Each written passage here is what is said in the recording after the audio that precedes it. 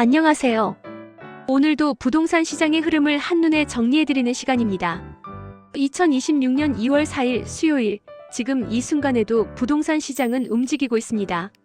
오늘 하루 꼭 알아야 할 핵심 뉴스 10가지를 정리했습니다. 정책 변화부터 시장 흐름, 그리고 투자자와 실수요자 모두가 주목해야 할 이슈까지 지금부터 시작합니다. 아침 한 줄 코멘트. 5월 9일 다주택자에게 주어진 마지막 기회. 그 이유는 중과세의 시간입니다. 첫 번째 뉴스입니다. 정부 다주택자 양도세 중과 유예 5월 9일 종료잔금 등기 최대 6개월 유예. 정부가 드디어 칼을 뺐습니다. 다주택자에 대한 양도소득세 중과 유예 조치가 5월 9일자로 종료됩니다. 정부는 다주택자 양도세 중과 한시 배제 조치를 5월 9일까지 연장하되 계약 후 잔금과 소유권 이전 등기까지는 최대 6개월의 유예기간을 인정하기로 했습니다. 기획재정부는 이런 내용을 담은 소득세법 시행령 개정안을 입법 예고했습니다. 현행 제도는 지난해 8월 8일부터 올해 5월 9일까지 다주택자가 주택을 양도할 경우 양도세 중과를 적용하지 않고 있습니다. 정부는 이 기간을 연장하지 않고 예정대로 5월 9일 종료하되 계약 체결 후 잔금 납부와 소유권 이전 등기까지 최대 6개월의 유예를 두기로 했습니다. 이 뉴스를 선정한 이유는 이렇습니다. 지금 다주택자들은 선택의 기로에 서 있습니다. 5월 9일 이전에 계약을 끝내면 중과세를 피할 수 있지만 그 이후엔 세금 폭탄이 기다립니다. 실제로 양도세 중과는 기본 세율에 20에서 30%포인트를 더하는 구조입니다. 1억 원을 번 양도 차익에도 세금이 수천만 원 차이 날 수 있다는 뜻입니다. 유예기간을 둔 건 시장 연착륙을 노린 것이지만 결국 매물출에는 5월 전후로 집중될 가능성이 높습니다. 단기적 가격 조정 가능성도 열어둬야 하는 이유입니다. 두 번째 뉴스입니다. 경실련 부동산 정책 진정성 위에 공직자 실거주 아닌 부동산 처분해야.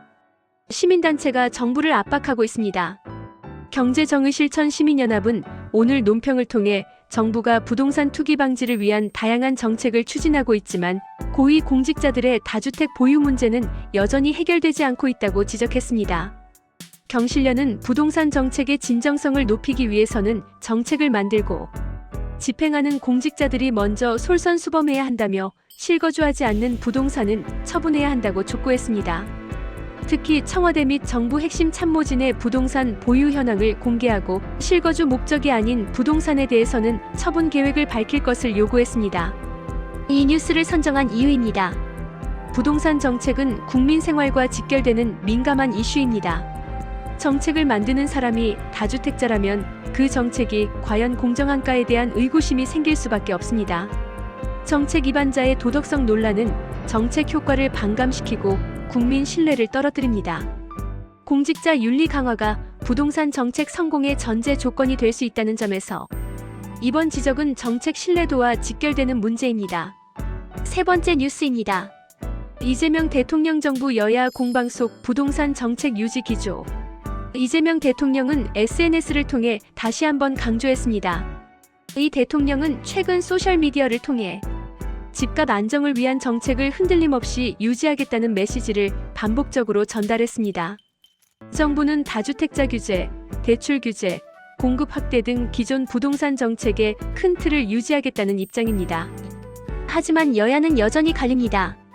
야당은 과도한 규제가 시장을 얼어붙게 하고 실수요자에게도 피해를 준다고 비판하고 여당은 투기 차단 없이는 서민 주거 안정이 불가능하다고 맞서고 있습니다. 이 뉴스를 선정한 이유는 이렇습니다. 정책의 일관성이 시장에 신호를 줍니다. 정부가 유지를 강조할수록 시장은 당분간 규제 완화는 없다고 받아들입니다. 이는 매수 심리를 위축시키는 동시에 장기 보유자들에겐 안정감을 줄 수도 있습니다. 정책 유지 메시지는 단기 투기 수요를 차단하는 효과가 있지만 실수요자까지 관망하게 만들 위험도 존재합니다. 정책 방향성이 시장 참여자들의 의사결정에 직접적 영향을 미친다는 점에서 중요한 뉴스입니다. 네 번째 뉴스입니다. 2월 전국 분양 물량 약 1.4만 가구 수도권 비중 65% 이상.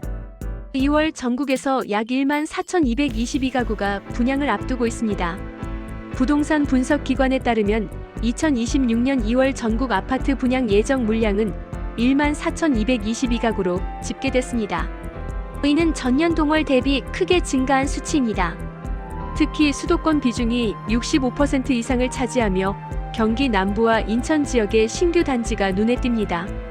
서울은 상대적으로 적고 경기도와 인천의 물량이 집중돼 있습니다. 이 뉴스를 선정한 이유입니다. 분양 물량은 향후 입주 물량으로 이어집니다. 지금 공급이 많다는 건 2년에서 3년 후 시장에 새 아파트가 쏟아진다는 뜻입니다. 공급 과잉 우려와 동시에 실수요자에겐 선택지가 넓어지는 기회이기도 합니다.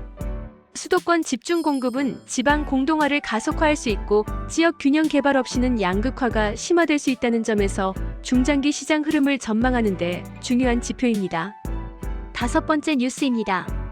국제조사 아시아 태평양 부동산 투자 의향 4년 만에 최고. 글로벌 부동산 컨설팅 기업 CBRE의 최신 조사 결과입니다. CBRE가 발표한 2026년 아시아 태평양 투자자 의향 조사에 따르면 이 지역의 부동산 순매수 의향이 4년 만에 최고 수준을 기록했습니다.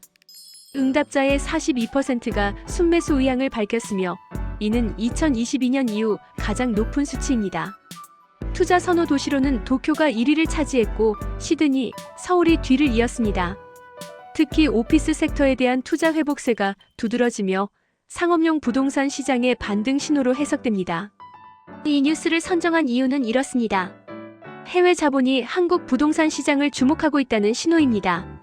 특히 오피스와 상업용 부동산 중심으로 투자 수요가 살아나고 있어 주거용 시장에도 간접적인 영향을 미칠 수 있습니다. 해외 투자자들은 한국을 안정적 수익 시장으로 보고 있지만 규제 리스크를 여전히 우려하고 있어 정책 투명성이 관건입니다. 글로벌 자본의 움직임이 국내 부동산 시장에 미치는 영향을 파악할 수 있다는 점에서 중요합니다. 여섯 번째 뉴스입니다. 서울 아파트 가격 상승 장기화에 대한 해외 분석. 블룸버그를 비롯한 해외 언론이 서울 아파트 시장을 주목하고 있습니다. 비즈니스타임즈는 서울 주택 가격이 연속적으로 주간 상승세를 이어가고 있다고 보도했습니다. 기사는 높은 규제에도 불구하고 서울 아파트 가격이 계속 오르는 이유는 수요와 공급의 구조적 불균형 때문이라고 분석했습니다. 특히 서울은 토지 공급이 제한적이고 인구 집중도가 높으며 주택 소유에 대한 강한 선호가 있어 가격 상승 압력이 지속된다고 설명했습니다. 규제가 단기 투기 수요는 차단할 수 있지만 구조적 수요는 억제하기 어렵다는 분석입니다. 이 뉴스를 선정한 이유입니다. 해외 시각에서 본 한국 부동산은 고평가 시장이 아닌 수요 초과 시장입니다. 이는 단기 조정이 있더라도 장기적으론 상승 압력이 지속될 가능성을 시사합니다. 서울은 공급 탄력성이 매우 낮은 도시입니다. 인구는 유지되거나 늘고 땅은 한정돼 있습니다. 구조적 상승 요인은 여전하다는 점을 해외 전문가들도 인정하고 있다는 점에서 시사하는 바가 큽니다. 일곱 번째 뉴스입니다. 서울 및 수도권 주택시장 강보합 거래 증가 신호. 최근 부동산 데이터를 보면 2월 들어 아파트 매매 거래량이 증가하고 있습니다.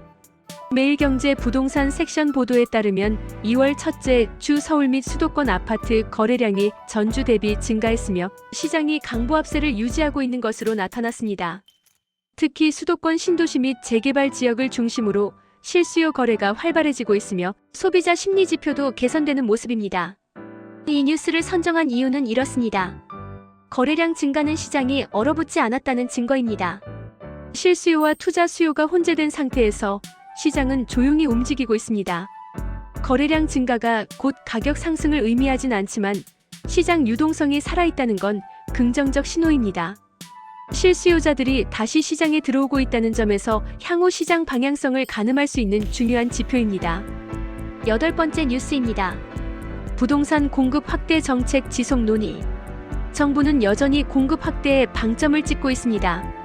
국토교통부를 비롯한 관계부처는 공공택지 개발, 도심 복합개발 사업, 역세권 개발 등을 통해 중장기적으로 주택 공급을 늘리겠다는 계획을 발표했습니다. 특히 수도권 신규 택지 지정과 기존 도심 내 고밀 개발을 병행하는 전략입니다. 정부는 신규 공급 패키지 강화를 논의하며 시장 불균형 완화에 방점을 두고 있다고 밝혔습니다. 이 뉴스를 선정한 이유입니다. 공급 확대는 가격 안정의 근본 해법입니다. 하지만 실제 입주까지는 수년이 걸리기 때문에 단기 효과는 제한적입니다. 공급 정책은 5년 이상 장기 관점에서 봐야 합니다. 지금 발표된 정책이 실제 시장에 영향을 주는 건 2030년 이후일 가능성이 높습니다. 하지만 정책 방향성을 이해하고 중장기 시장 전망을 세우는 데는 반드시 필요한 정보입니다. 9번째 뉴스입니다. 부동산 정책 관련 국민 공감 반발 여론 존재. 정부의 부동산 정책 메시지는 계속되고 있지만 국민 여론은 엇갈립니다. 연합뉴스TV 보도에 따르면 정부의 다주택자 규제 및 대출 제한 정책에 대해 국민들은 강력한 규제와 세부담 증가에 대해 엇갈린 반응을 보이고 있습니다. 일부는 투기 차단을 위해 필요하다고 지지하지만 다른 일부는 실수요자까지 피해를 본다며 반발하고 있습니다. 특히 다주택자 세제 문제는 여전히 사회적 이슈로 남아있으며 정책 수정 요구도 계속되고 있습니다. 이 뉴스를 선정한 이유는 이렇습니다. 정책은 국민 공감 없이는 실효성을 잃습니다. 반발이 커질수록 정책 수정 압력도 커질 수 있습니다. 부동산 정책은 정치적 이슈입니다. 여론이 악화되면 정책 방향 전환도 배제할 수 없다는 점에서 국민 여론의 흐름을 파악하는 것은 향후 정책 변화를 예측하는 데 중요합니다. 10번째 뉴스입니다. 지역별 부동산 전문가 전망 2026년 가격 상승 공급 불균형 지속. 국내 리서치 기관들의 전망은 비슷합니다. 매일경제 보도에 따르면 국내 주요 부동산 리서치 기관과 시장 분석가들은 2026년 수도권과 서울 중심의 주택가격 상승 흐름이 당분간 지속될 것으로 전망했습니다. 공급 확대 정책이 통합적으로 실행되지 않는 한 구조적 불균형은 해소되기 어렵다는 게 중론입니다. 특히 서울 강남권과 신도시 지역의 가격 강세가 지속될 것으로 예상됩니다. 이 뉴스를 선정한 이유입니다. 전문가들의 전망은 시장 참여자들의 의사결정에 영향을 줍니다. 오를 것 같다는 기대가 퍼지면 실제로 가격은 오를 수 있습니다. 2026년 부동산 시장은 정책 대 수요의 싸움입니다. 어느 쪽이 이기느냐에 따라 하반기 흐름이 결정될 것입니다.